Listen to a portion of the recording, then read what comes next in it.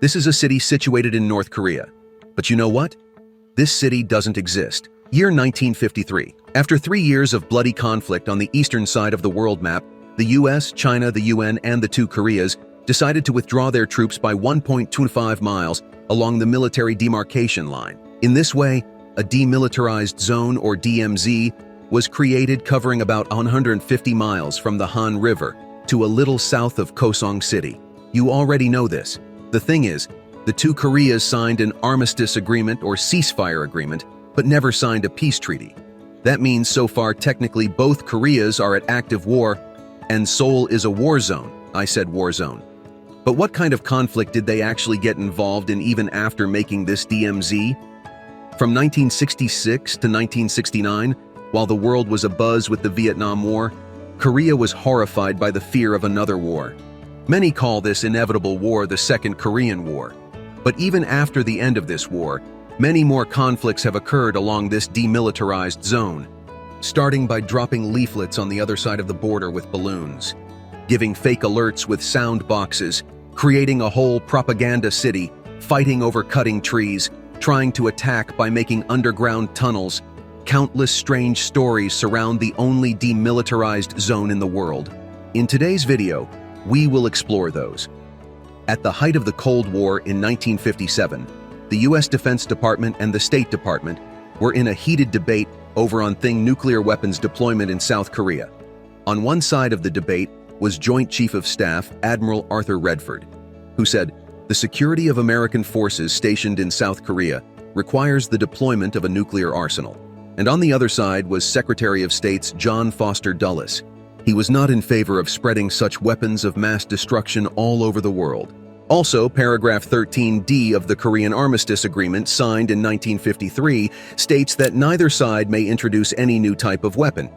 But this is the US. In January 1958, nuclear-powered Honest John missile and 280mm atomic cannon were installed in South Korea. Within a year, America also deployed atomic demolition munitions and nuclear-armed Matador cruise missiles that could reach China and the Soviet Union.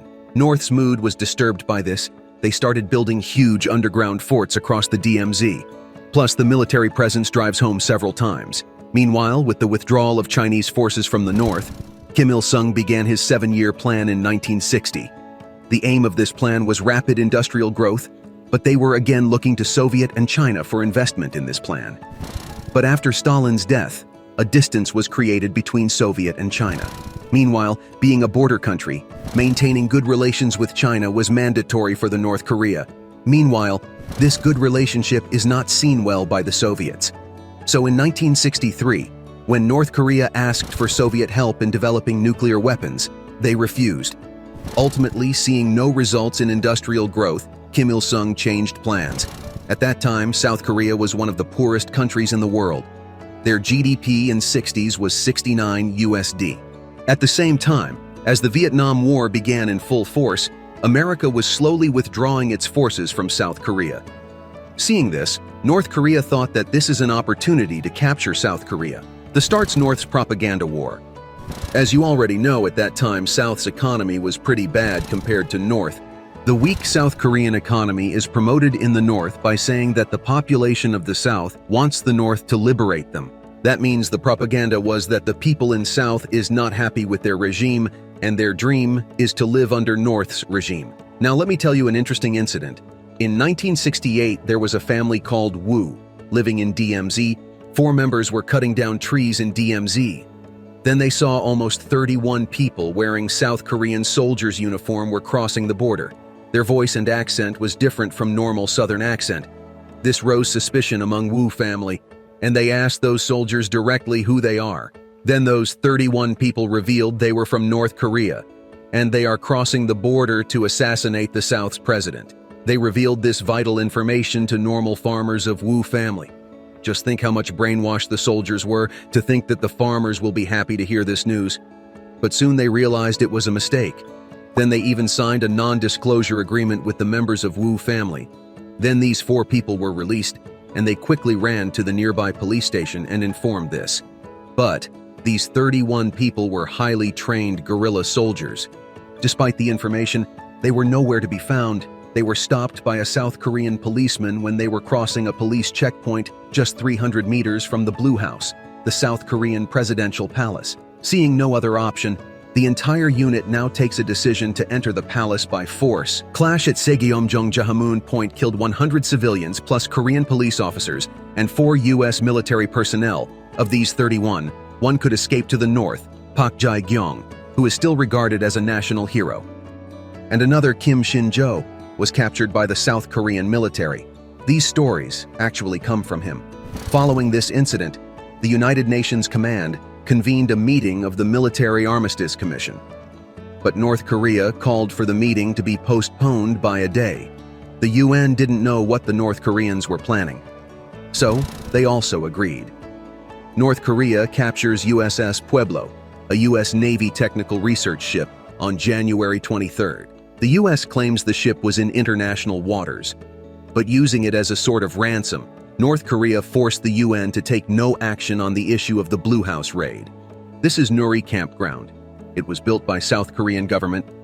The main spirit of this was to promise that two sides will never get into war. The people who lost their relatives in the war and also got separated from their northern relatives comes here to remember them. Despite all this, there are always small conflicts across the DMZ. Among these, an interesting one is the axe murder incident. Along the Military Demarcation Line, there was a poplar tree that fell to a height of 30 meters. The line of sight to the UN Command Center was causing problems due to this tree. They wanted to cut a few branches of this tree.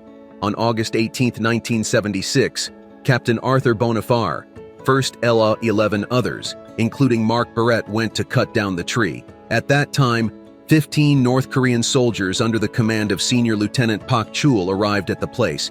They stand for 15 minutes to see what is happening. Pa then suddenly tells Boniface to stop this work, because Kim Il-sung planted this tree himself. Boniface paid no heed to the words. After a while, Beret looked back and saw Puck taking off his ring. Taking an axe from a soldier behind him, he struck Captain Boniface across the head. Within 20-30 seconds, the whole place becomes a massacre. Captain Boniface was beaten to death. Barrett made some sort of escape. The search and rescue team rescued him, but he also died on the way to the hospital. In response to this incident, the US probably put on the coolest show of power in their history. 3 days after the launch, they sent 23 armored vehicles to cut down a tree in the Korean Demilitarized Zone. Seeing that North Korea also deployed instant 200 soldiers, as they set up machine guns, they saw from South Korean airspace 20 utility helicopters, 7 Cobra attack helicopters, B-52 Stratofortresses, US F-4 Phantom II, South Korean F-5, and F-86 fighter jets. F-111 bomber is flying. The level of showdown. Now in the demilitarized zone, carrying weapons is prohibited. US soldiers got out of those 23 vehicles and started handing over M16 rifles to each other. 803 highly trained US military personnel participated in Operation Paul Bunyan under the official Task Force Vieira. Just to cut down one tree, Japan's Okinawa Air Base is alerted, with 12,000 troops on standby for an attack at any moment. Heavy artillery, machine guns, and armored tanks are placed in the DMZ so that the North Koreans can see them. The tree was cut for 42 minutes. For 42 minutes, North Korea watched USA's power. That same night, Kim Il-sung sent a message expressing his regret for the deaths of 2 US officers. Yes, the leader of North Korea is sorry. This thing is so big that both the UN and US sides could not actually digest the matter at first. This is a monument represents the separation of 2 Koreas, a emotional wall representing 2 relatives from 2 sides. Kim Bu-seong, who escaped from North Korea in 1975, said that the North Koreans were building underground tunnels to attack Seoul. To detect the tunnel, South Korea buried water pipes every 2 meters along the DMZ. A pipe burst in June 1978, and an instant excavation started at the site, and from that hole they discovered a huge tunnel system, 6 feet 11 inches wide and about 2 meters high. This tunnel was 1635 meters long. The tunnel was still under construction when it was discovered by, apparently. Then another tunnel was discovered, and it is believed that there are 16 more such tunnels in DMZ. Think about it. These tunnels can pass 30,000 soldiers per hour. If they could finish building 20 tunnels, what a surprise attack could be launched. After that, there were many small clashes, but it was mainly more propaganda wars. In 1980, South Korea planted a large flag on their border. In response, North Korea planted a taller flag on their side. South Korea built a village called Taesong-dong. North Korea, in response, built another village called Kijong-dong. But here's the twist. There isn't a single person in that village. I mean, what? This is a very historical bridge. When Korean War was finished, there were many war criminals stuck in both sides of border. Then a deal was signed by two countries to exchange their soldiers. This bridge was used to exchange them. That means the soldiers stuck in South Korea went to their country, North Korea. While South Korea has advanced rapidly, North Korea is lagging behind DMZ. Witnessing the erroneousness of two Koreas has now turned into a wildlife sanctuary. Despite this, many rarest animals of Asia have found their place there. For almost a century, it was thought that there were no tigers on the Korean Peninsula, but it has also been seen recently in the DMZ. In 2019, the two Koreas jointly applied to the UN to recognize the DMZ as a World Heritage Site. In 2018, a deal was made between the two Koreas to build a train line through this DMZ. Kim Jong-un was the first North Korean ruler to set foot on South Korean soil. Currently, the DMZ is being advertised by South Korea as a way to one day reunify the two Koreas. This region is trying to dream of a beautiful future, leaving behind the thousands of tragedies accumulated here.